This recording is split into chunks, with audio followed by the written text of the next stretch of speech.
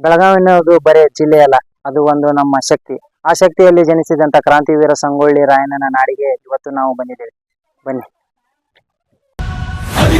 నిశ్శబ్దం పగిలి ముక్కలవుతున్న భీకర దృశ్యం అలలెగసిన తడియాల జడి ఆగ్రహ తేజమై రూపుదాల్చిన సత్యం ఆగ్రహ పరాయణ దీక్షా పర్వం అహో ఆరంభం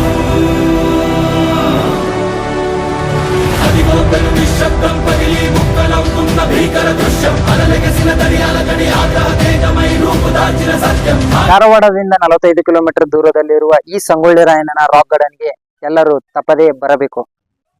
కొడలాడని ముచ్చిట్ట కెండవ కట్టు మిచ్చిట్ట గండన ధీర కనకనవను అడిగుడియను గెలగి రోషమిచ్చిట్ట ఎంపెర శూర